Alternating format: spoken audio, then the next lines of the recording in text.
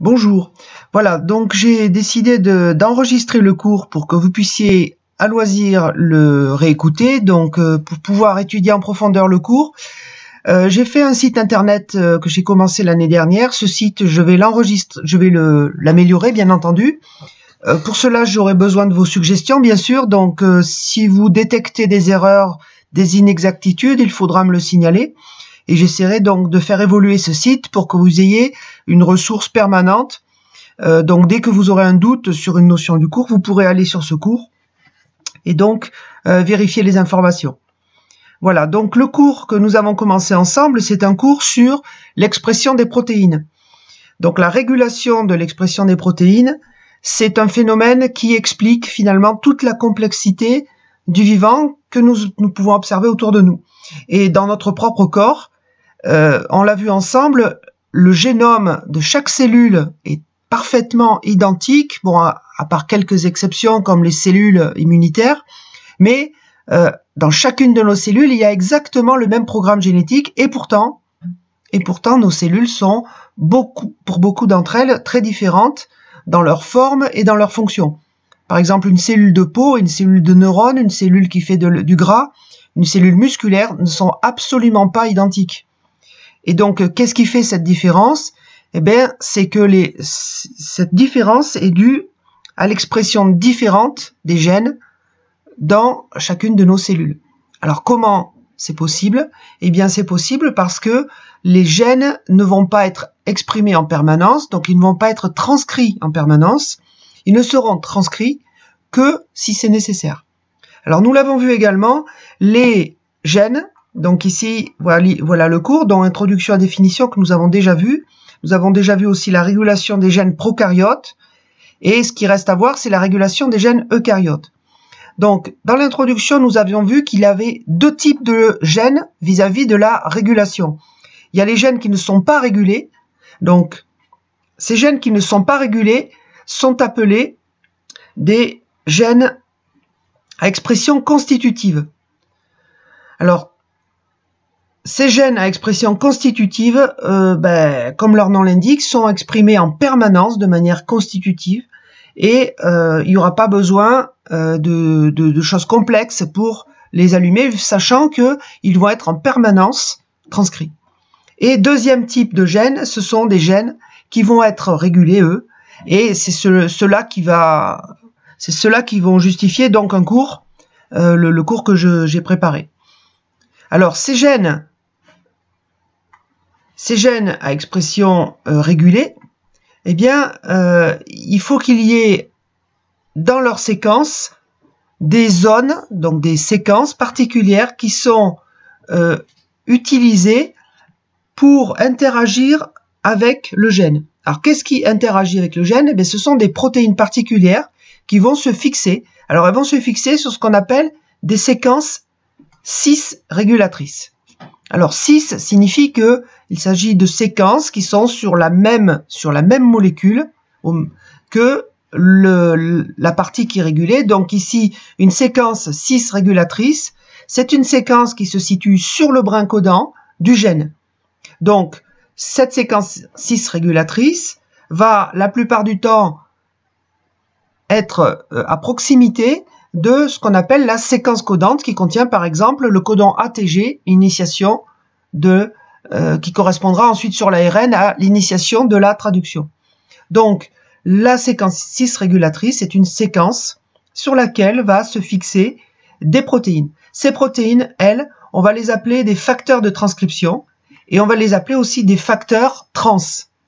Donc, la terminologie cis-trans est utilisée en biologie et en chimie pour signaler lorsque les choses sont du même côté, on dira que c'est sur la même molécule, on dira que c'est cis, et lorsque les deux partenaires ou les deux protagonismes sont sur des molécules différentes ou à des endroits différents, on dira qu'il s'agit de facteurs trans.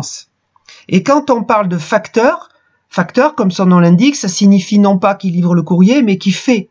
Facteur, ça vient du verbe faire. Le facteur, c'est celui qui fait. Donc, facteur de transcription, c'est une protéine qui va participer, donc qui va faire qui va agir sur la transcription. Voilà. Alors, on verra plus en détail à partir d'exemples que certains de ces facteurs vont être des transactivateurs, donc il va avoir une action positive sur l'expression du gène et ils vont augmenter l'expression du gène en permettant à l'ARN polymérase de se stabiliser sur le site promoteur et donc de facilement initier la transcription. Donc l'ARN polymérase va se fixer sur le promoteur, puis ensuite démarrer la transcription. Mais si elle a des difficultés pour se fixer, la transcription sera peu fréquente. Donc le gène s'exprimera peu, voire pas du tout. Si par contre des facteurs trans, donc des protéines à proximité de ce promoteur, vont attirer l'ARN polymérase, ils vont augmenter son expression en la stabilisant sur son site. Alors en anglais, augmenter se dit enhance. Donc les sites cis régulateurs qui augmentent l'expression, on appelle ça des enhancers. Donc là, sur le site, ils sont en... Voilà. Alors là, je vous parle, je ne lis pas le site. Je fais un cours et je fais un cours à l'oral en essayant de un peu résumer donc ce qui est dans le site. Donc vous pourrez tranquillement relire ce site pour essayer de mieux comprendre ce que je raconte dans la vidéo. Voilà. Alors, à l'opposé des sites cis régulateurs qui sont des enhancers, c'est-à-dire qui augmentent la transcription, il y a à l'opposé des sites qui vont être transinhibiteurs. Donc, les sites qui activés sont transactivateurs et sont appelés en anglais enhancers. À l'opposé, vous avez les sites transinhibiteurs qui sont plutôt appelés des silencers. Et comme ça, leur nom l'indique en anglais, ce sont des sites qui vont diminuer, voire réduire à silence l'expression des gènes. Alors, l'expression des gènes donc, va être soit augmentée, soit diminuée. Donc, on verra ça sur des exemples plus précis.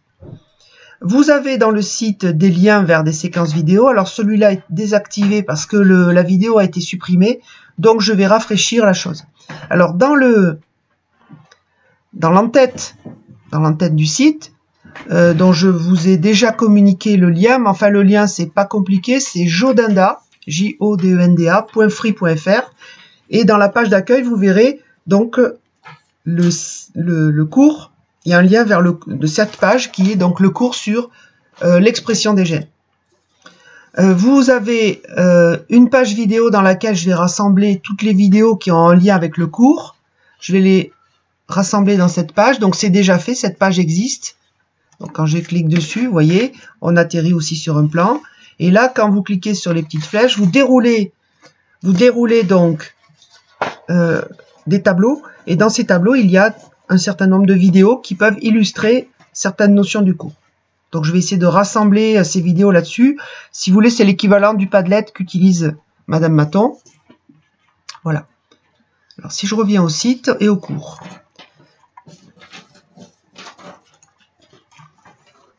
Donc, vous avez ici page vidéo.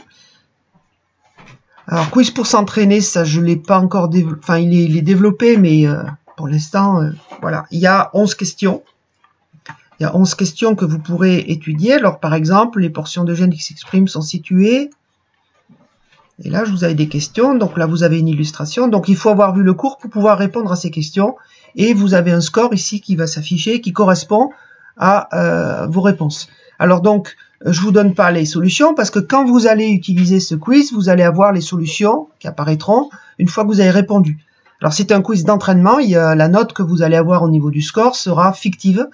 Et donc vous pouvez, moi je vous conseille ce quiz de le faire une première fois après avoir vu le cours, le refaire un peu plus tard et puis quand vous y pensez, le refaire encore. Et à chaque fois, vous allez avoir un score qui va augmenter et les notions les plus importantes vont s'ancrer. Et vous allez être un peu plus sûr sur ces notions de cours. Donc vous voyez par exemple il y a une question sur un facteur trans, c'est voilà, je vous laisse répondre. Donc vous avez ici donc un menu dans le site avec page vidéo où je mettrai toutes les vidéos, un quiz pour s'entraîner, voilà. Et là toutes les notions de cours, donc j'ai essayé de les rassembler dans la page que vous voyez ici. Alors nous avons vu ensemble donc la régulation, donc on a vu donc on vient de voir, donc il y a des gènes à expression constitutive et les gènes à expression régulée qui contiennent ces gènes des séquences cis-régulatrices qui peuvent être soit trans-activatrices, soit trans-inhibitrices. Donc il y a les enhancers et les silencers sur le gène. Bon, les différents niveaux, on y reviendra. Là, ce que nous avions vu ensemble, c'est la régulation des gènes prokaryotes. Donc là, si je déroule opérants et gènes solitaires, donc vous avez un certain nombre de notions sur les gènes prokaryotes. Et donc, il y a des gènes qui sont tout à fait classiques avec promoteurs, séquences codantes, qui ne codent que pour une protéine. Donc ça existe chez les bactéries. Par exemple, le gène de résistance à l'ampicilline, qui code une bêta-lactamase qui détruit l'ampicilline par hydrolyse. Donc ce gène est un gène classique avec promoteur, séquence codante, et d'ailleurs ce promoteur est à expression constitutive, c'est-à-dire quand vous avez un gène de résistance à l'ampicilline dans un plasmide, eh bien il s'exprime en permanence.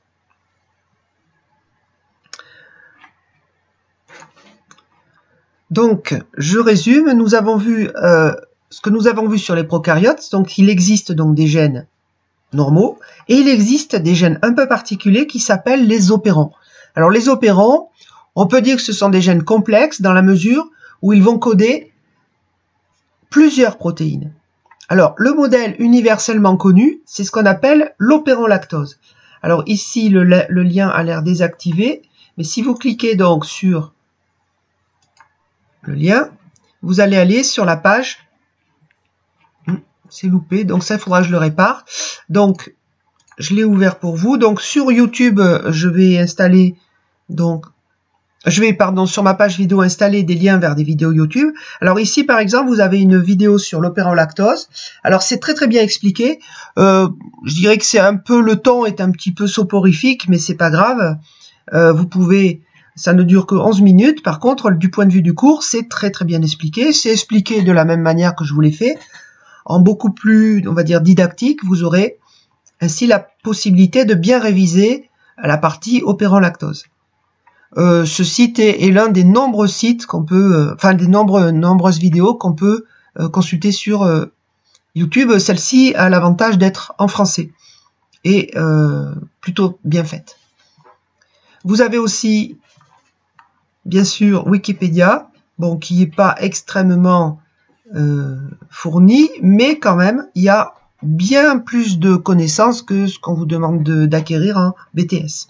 Donc, si vous allez sur Wikipédia, vous pouvez bien sûr naviguer comme vous voulez. Vous allez donc simplement, ce que je vous conseille, c'est simplement de le lire, d'essayer de comprendre ce qui est écrit, de suivre quelques exemples, donc pour essayer de vous familiariser avec les termes. Donc, les opérants, donc il y a un cours qui est excellent. Alors en bas, donc vous avez vu qu'en haut du site, il y a un lien vers une page vidéo, un lien vers un quiz. Et tout en bas, j'ai remis un menu. Si vous suivez certains liens de ce menu, alors si vous allez sur opérant lactose en français, voilà ce lien-là, opérant lactose en français, voilà, vous tombez sur ce site. Alors ce site va vous permettre d'étudier en détail et pas à pas toutes les notions importantes qu'il faut connaître sur l'opérant lactose. Donc il y a plusieurs parties dans ce site et vous pouvez, alors ce que je vous conseille, n'essayez pas d'apprendre quoi que ce soit par cœur, simplement lisez le site. Essayez de comprendre ce qui est écrit, suivez les exemples. Et quand vous aurez fini de tout lire, eh bien vous aurez, sans le vouloir, vous aurez appris certaines choses parce que simplement vous les aurez comprises. Voilà. Donc les petits détails, les choses qui sont complexes, si vous les oubliez, c'est pas vraiment important. Par contre, ce qui est important, c'est que vous compreniez bien la logique du système. C'est-à-dire comment fonctionne le répresseur, quel est le rôle de l'AMPC, AMP cyclique, quel est le rôle, à quoi sert le promoteur, à quoi sert l'opérateur. Voilà, ça ce sont les notions importantes qu'il faut étudier. Donc ça, vous avez à l'étudier seul. Donc sachant qu'on l'a déjà vu, ça vous permettra de faire une révision et pour certains, une une compréhension puisque vous n'avez pas forcément bien compris la première fois que je vous ai fait le cours. Bien. Alors, je reviens sur mon cours. Bien, la partie qu'on n'a pas vue ensemble. Donc, je vais commencer aujourd'hui et qu'on essaiera de terminer la prochaine fois. C'est la régulation des gènes eucaryotes. Alors, qu'est-ce qu'il y a de particulier chez les gènes eucaryotes? Eh bien, vous avez, donc dans les gènes eucaryotes, c'est les fameux enhancer et silencer. Alors, chez les prokaryotes, c'est tout enhancer, silencer, on va dire que c'est rassemblé sous la forme des opérateurs. Donc, quand on parlera de gènes prokaryotes, on ne parlera pas d'enhancer et de silencer. Enhancer et silencer, on les réserve aux gènes eucaryotes. Chez les prokaryotes, on parlera d'opérateurs. Donc, enhancer, silencer, opérateurs sont des séquences cis régulatrices. Opérateurs chez les bactéries, enhancer, silencer chez les cellules eucaryotes. Alors, comment ça fonctionne un site donc de cis-régulateur? Eh bien, c'est une séquence. Vous avez déjà vu les enzymes de restriction. Eh bien, les sites cis-régulateurs, alors ici, pour vous montrer cette image que j'ai trouvée sur Internet, j'ai cliqué sur, ici, le petit triangle, et donc ça fait apparaître cette image. Alors, qu'est-ce que c'est cette image? Eh bien, ici, vous avez rassemblé un certain nombre de sites, de séquences cis-régulatrices que l'on trouve en amont de certains gènes, donc à proximité d'un certain nombre de promoteurs de gènes.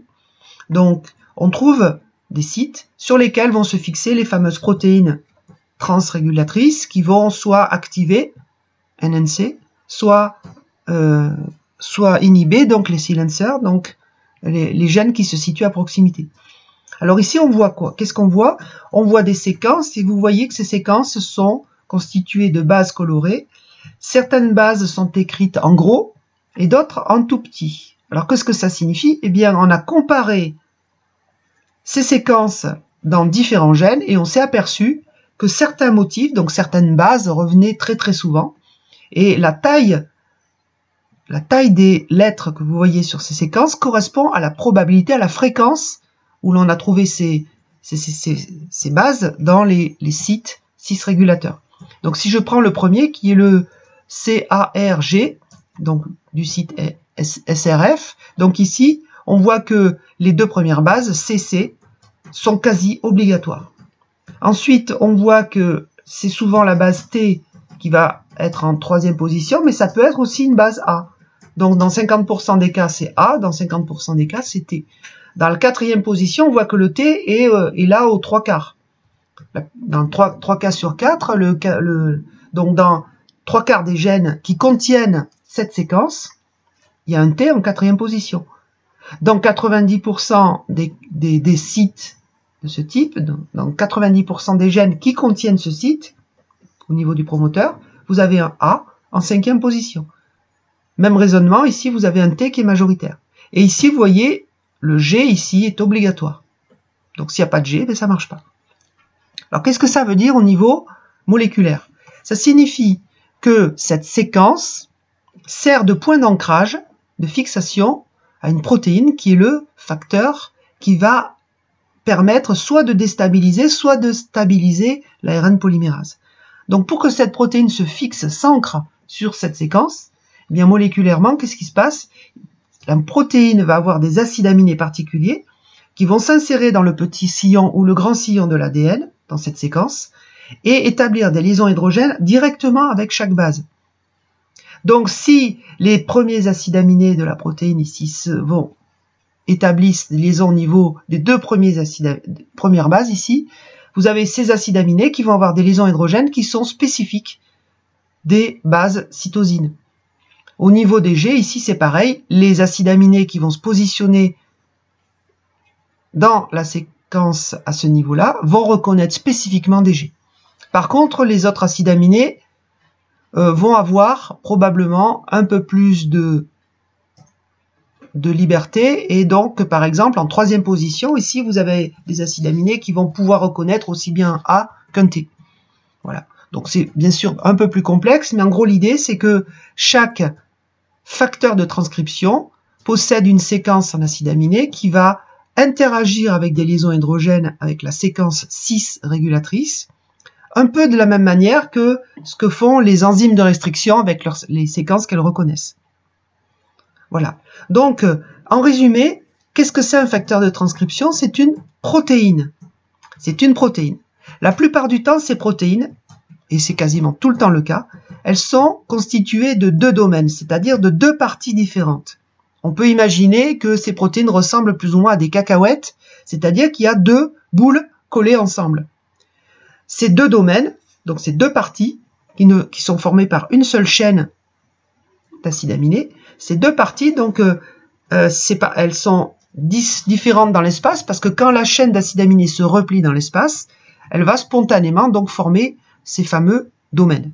Donc deux parties. Alors ces deux parties ont chacun une fonction bien différente. La première fonction, c'est se fixer sur l'ADN, au bon endroit. Et ça, c'est la fonction binding domain, c'est-à-dire c'est le domaine de fixation à l'ADN.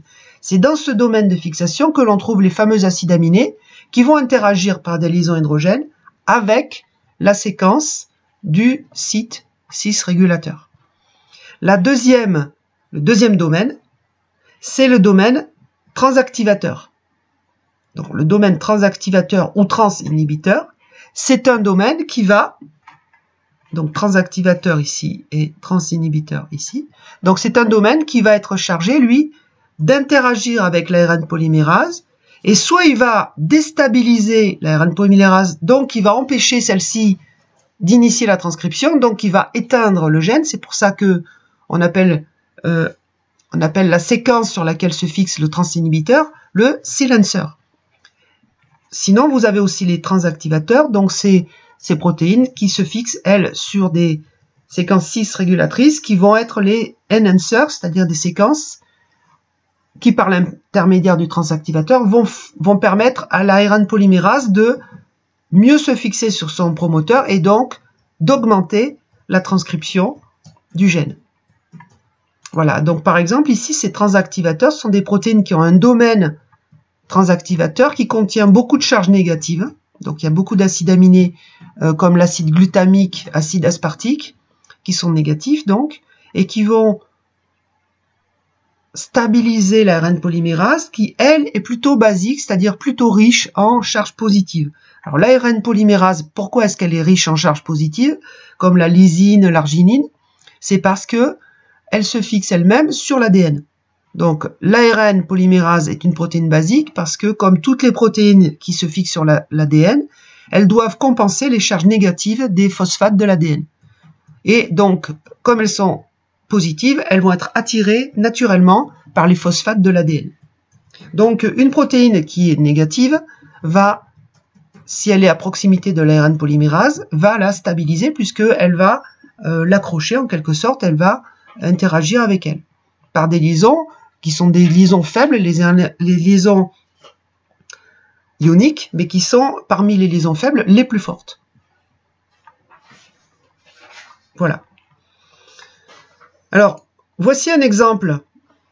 Voici à quoi ressemble le système donc chez les eucaryotes, système de transactivation ou de transinhibition. Ici, vous avez le promoteur au milieu. Vous voyez, la molécule d'ADN est représentée par ce ruban. Target gene, ça c'est la séquence codante. Vous voyez une flèche ici. Cette flèche ici représente le début de la transcription, c'est-à-dire c'est à partir de cette flèche que l'ARN va être produit. Donc l'ARN polymérase se fixe un petit peu avant et elle va agir un petit peu après. Donc on voit bien ici que le promoteur, c'est une séquence qu'on ne va pas retrouver au niveau de l'ARN messager puisque c'est une séquence qui se situe avant le début de la synthèse de l'ARN messager. Bien, lorsque l'ARN polymérase se fixe, donc il y a tout un tas de protéines qui vont l'aider à se fixer, mais également toutes les protéines de type transactivatrice. Alors ici on voit par exemple une séquence, donc AGG, TCA, NNN, TGA, CCT, Là, il s'agit de la séquence cis-régulatrice qui s'appelle HRE. Alors, HRE signifie Hormone Responsive Element. C'est écrit en gros au-dessus. Donc, HRE. Alors, Responsive Element, c'est un terme que l'on va retrouver dans la plupart des séquences cis-régulatrices. Par exemple, ici, vous voyez, œstrogène récepteur. La séquence, c'est ERE, c'est-à-dire œstrogène responsive element. Ici, pour glucocorticoïdes, par exemple, le cortisol que vous connaissez bien, on a glucocorticoïde responsive element pour nommer la séquence cis-régulatrice. Donc, sur cette séquence, vont se fixer les domaines de fixation, donc les binding domaines des protéines transactivatrices. Ces protéines vont avoir un domaine transactivateur ou bien vont se lier à d'autres protéines qui elles-mêmes vont agir sur la fixation de l'ARN polymérase sur le promoteur. Donc en résumé, chez les eucaryotes, la régulation de la transcription au niveau du gène se fait par l'intermédiaire de protéines qu'on appelle les facteurs trans, qui se fixent eux-mêmes sur des séquences qu'on appelle les facteurs cis, qui sont des séquences cis-régulatrices. Voilà, donc je vous laisse digérer ça, donc vous pouvez regarder, donc lire le cours, revoir ces schémas, essayer de bien comprendre ce que j'ai dit, et éventuellement réécouter mes explications. Pour terminer, donc là j'ai activé le troisième schéma. Ici, vous avez l'image d'un gène présent donc sur un de nos chromosomes. Donc ici, vous repérez la petite flèche avec le plus 1 suivi d'un ATG. C'est quoi? Ben, c'est la séquence codante. Donc c'est la séquence qui sera produite, donc la séquence de l'ARN messager sera produite à partir du plus 1. Plus 1, ça veut dire ben, c'est la première base de l'ARN sera synthétisée par l'ARN polymérase à cet endroit-là. Un peu plus loin sur l'ARN messager, l'ATG servira de modèle. Donc sur l'ARN messager, vous aurez AUG. Voilà. Donc ici, vous avez la séquence codante. Et tout ce qui est en vert ici, ce sont des séquences cis-régulatrices. Et vous voyez qu'elles sont quasiment toutes différentes, sauf quelques-unes qui sont répétées un certain nombre de fois. Par exemple, vous voyez la séquence SP1 qu'on retrouve ici 2 fois, ici 1 fois, et encore une fois ici. Voilà. Vous avez SP2, SP3, etc. Vous en avez tout un tas. Un certain nombre de ces séquences voilà, sont très bien connues. Alors ici, dans cette image, on vous a mis en exergue, donc en relief, la séquence qui s'appelle NRF-2. Et ici, lorsqu'on regarde cette séquence sur des gènes qui sont hébergés par différents organismes, ici la souris, le rat, voire, je ne sais pas ce que c'est, l'orang-outan et l'humain, on voit que un grand nombre des bases contenues dans ces séquences, dans cette séquence cis-régulatrice, un grand nombre de bases sont conservées, sont identiques. Alors on avait déjà vu ça lorsqu'on avait comparé les gènes de l'insuline, on avait vu que lorsque les séquences sont conservées, on appelle ça des séquences hautement conservées. Alors pourquoi elles sont hautement conservées? Eh bien parce que c'est ces bases-là qui vont établir des liaisons hydrogènes de manière privilégiée avec les protéines donc transrégulatrices. Voilà. Bien, alors le cours qui nous reste à voir, c'est le cours sur les techniques d'étude de l'expression des gènes. Donc je vais arrêter mon cours pour aujourd'hui et donc je vais vous laisser étudier cette vidéo et toutes les annexes, y compris les petits quiz, pour que vous puissiez comprendre le cours d'aujourd'hui. Donc la vidéo est relativement courte, elle ne fait qu'une demi-heure, mais c'est très dense et c'est juste pour vous guider sur le site que je viens de vous décrire. Voilà. Alors bien sûr, il y a des tas de choses que vous n'allez pas comprendre. Vous devez écrire sur papier donc vos questions et la prochaine fois, j'essaierai d'y répondre en vous réexpliquant ce qui vous a paru pas clair. Voilà. Donc si vous voulez avancer le cours, bien entendu, vous pouvez aller voir ce qui concerne le Northern Blot, les puces à ADN, le Western, mais essayez d'abord de bien comprendre le cours que je viens de vous présenter. N'oubliez pas aussi de réviser ce qui concerne l'opérant lactose, ça ne vous fera pas de mal. Et donc je vous ai montré, il y a des sites qui le font très très bien. Donc je vous conseille donc opérant lactose en français ici. Ça c'est un site qui est vraiment très très bien fait. Bien, je vous dis au revoir donc et à la semaine prochaine.